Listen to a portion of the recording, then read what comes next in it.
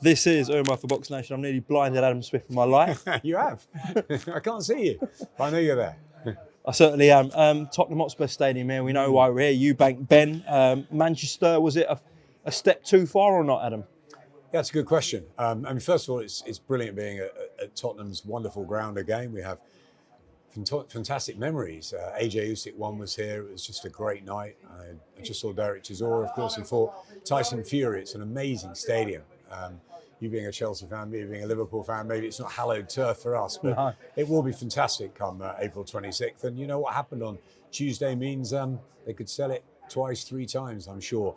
Was it right? Was it wrong? Of course, you don't condone behavior like that from fighters when they put their hands on each other or they get into that sort of thing. But this is boxing, Umar. This is the fight business, and the rivalry between the two of them, just like their dads. You know, it takes me back to the 90s when that was all happening, and Chris was Chris with his monocle and his jodhpurs and his poetry, and there was Nigel who was raw and in your face, and it's exactly the same. Their sons are so similar.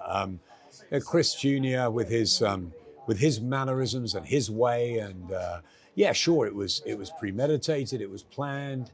Whether his team knew, they say they didn't. He decided to do that, and it worked. He knew it would go viral. The British board were always going to be unhappy with it. I'm sure they've had a word. I'm sure this press conference won't be the same. Do you think he'll face repercussions, Eubank? I mean, that's up to the board. That's not for me to decide. Should he? Should he?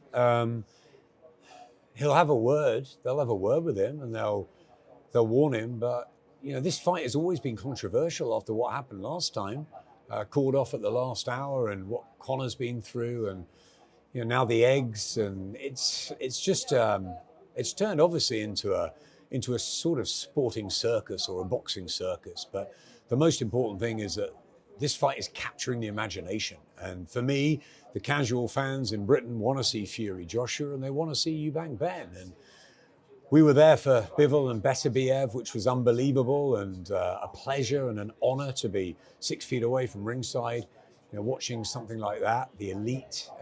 This is different. This is a story. These are 2 fighters, good fighters, who are sons of legends, who don't like each other. There's real rivalry, there's real bitterness. You don't know who's going to win. It's unpredictable. And what happened on Tuesday night was unpredictable. I was there when Derek Chisora, overturned the table with Dillian White. There's been many other press conferences where things have been questioned, I guess, not really fair play or not really within the rules. I don't know what the board's rules are for press conferences, but when you lay your hand on someone, of course, you can't really condone that sort of behavior between fighters, but this is the fight business, and things are going to heat up, and hey, it happened, and there'll be consequences, but it's turned viral.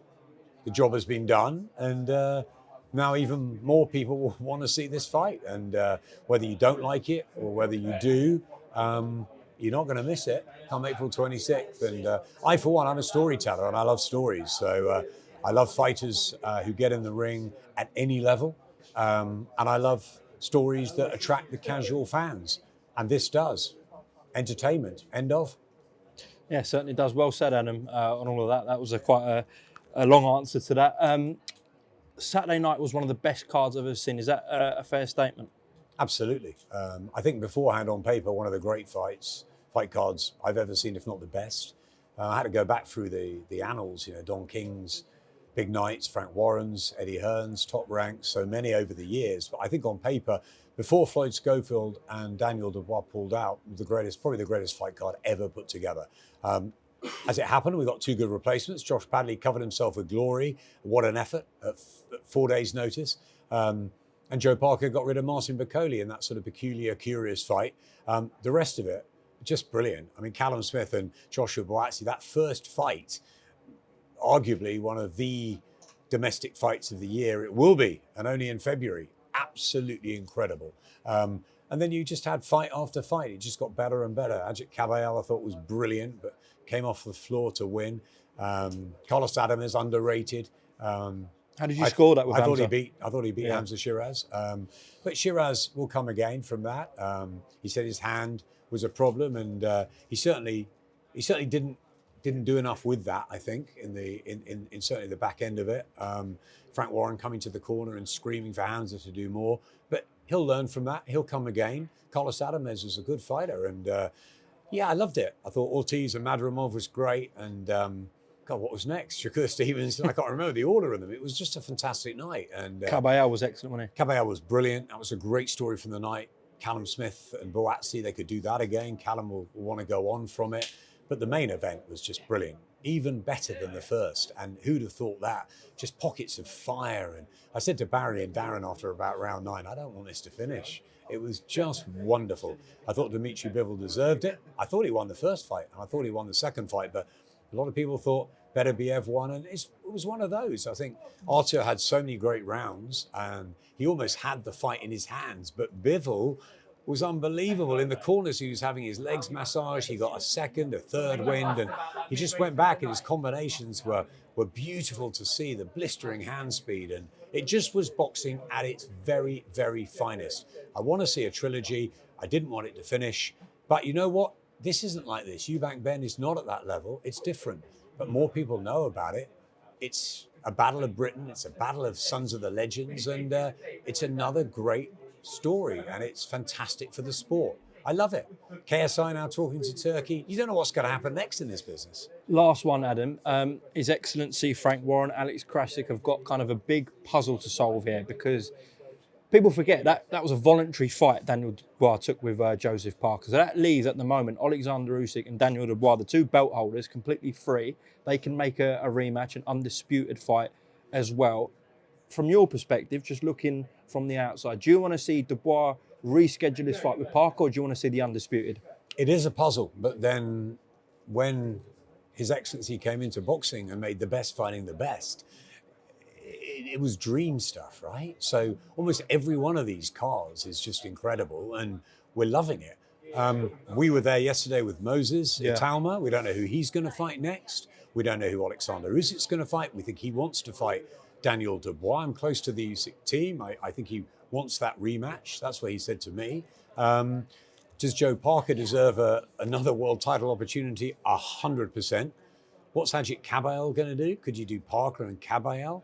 Where's Bakoli going to fit in all after that sort of 2-round defeat? But he'll get another chance. Zhilei Zhang, will he come back? What do we do with AJ? Is Wilder still talking about fighting? I mean, there's so many of them at the moment.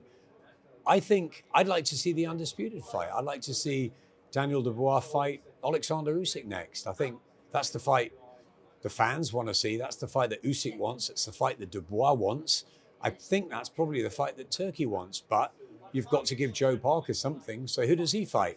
Maybe he fights AJ in a rematch. It's a big money fight, yeah. You can almost take 6-7 out of the magic pot and put them together, and we'd all be happy, right or wrong? No, right. Alexander Usyk is the greatest of his generation. The only thing really that is left is that slight doubt over the Dubois fight. He beat Dubois, but of course the low blow, the controversy, there's maybe a rematch there. Other than that, the only thing I want to see Alexander Usyk do is perform in Kyiv, in Ukraine. And whether that is possible with what's going on and the devastation in his country at the moment, but if that's possible to happen while he's still fighting in the next year, 18 months, that's what I'd love to see. Usyk fight in the Ukraine. That's what he deserves, that's what his fans deserve, and it doesn't matter who he fights. Any other fight, I think it's the Dubois fight that I'd like to see Usyk fight. If you're in Daniel's shoes, you could defend against Parker, you can go for the undisputed, you're going to go for the undisputed. So I worry that Joe would sort of lose out a little bit here. But he needs a big fight. So is it Kabayel or is it AJ? It's got to be something. Adam, thank you for your time. Pleasure.